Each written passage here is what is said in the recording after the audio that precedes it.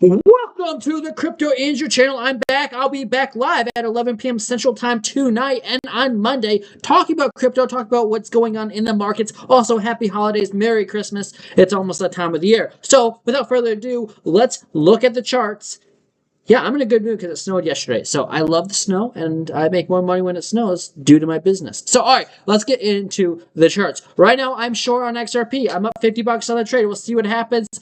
I'm not bragging about it because I'm not in the profits overall on my account right now, so it's okay. Right now, we're looking at XRP, and we are looking for this right now to make some kind of move to the downside. I talked about it in a quick update on XRP on my TikTok that I just posted, but overall, this looks bad to me, and it's likely that we get moved to the downside. Maybe I get burned. Right now, I have my stop loss. I opened up this trade on the half-hour time frame, so we'll get to that in a moment. So let me just hold the brakes on this. I'm going to look at this also on the live stream, so it's not going to be this in-depth. If you want to join the live stream, 11 p.m. Central Time. If you guys want to join the trend group, link to join is in the description below, where I get updates and altcoin setups every day. I don't understand why you are talking. All right, so on the 3-day time frame, you see the RSI is coming to the downside. On the weekly time frame, you see that's just starting to curve to the downside, which is obviously good for my short that I did enter.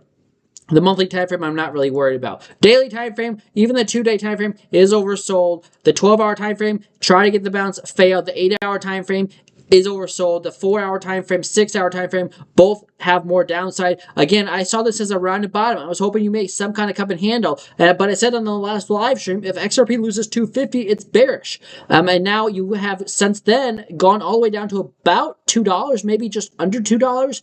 And if you lose $2, then we really have problems. And then if you lose $2, $1.63 is your next support, which was once resistance back in November. And then below that, you're looking for the, $1.30. Also, the problem is if XRP loses $2, you came up so fast that if you do dump, it's likely that you go down just as fast as you went up. That's usually how that happens. We'll see what happens. The 1-hour time frame, lackluster. The half-hour, even the 5.5-hour time frame is overbought, and I love trading that time frame. Although I did open up this trade, I used that time frame to help justify my trade or my short, but I open my trade up here on the half-hour time frame. You're making a bear flag. You're below the 200-day moving average, and my stop loss is at 235 right above it. So, we'll see what happens. Maybe my stop should actually be 236, but I digress. I don't think it matters. I think if you go to 235, you're probably going to go to 236. So that's what I see going on. Now, I have not pulled the measure move out of this yet, but I do have a take profit at $1.30. So that's obviously if you get the massive dump to the downside, I would win the trade. That would have to be a huge dump,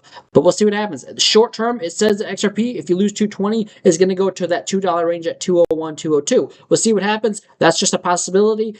This happens 68% of the time. If you lose that, if you dump out of the bear flag, you're going to go down to that level, and the target is about 202. So we'll see what happens. I'm bearish on XRP. I hate to say it. I'm just telling you guys what's going on. So obviously on the dip, if you like XRP, you buy more. This is when you want to buy more. You don't want to buy more at all-time highs. So XRP right now looks bearish to me.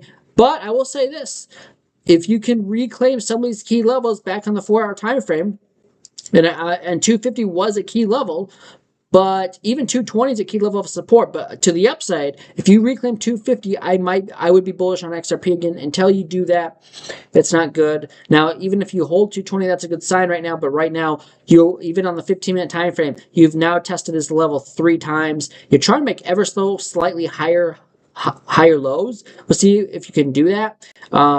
Even on the smallest of time frames, if you break 227, then maybe that would be a move out of the bear flag. But for right now, if you stay below 227, you are still bearish. So technically, if you want a really tight stop loss on the short, you could have a stop loss at 225. I would be hesitant to add to the short right now because the 15-minute time frame, which I'm just now seeing, is oversold, and that is not good. The half-hour time frame, is still looking good, but I guess now the 15 is technically oversold, and that's like a double bottom, higher low, ever so slightly.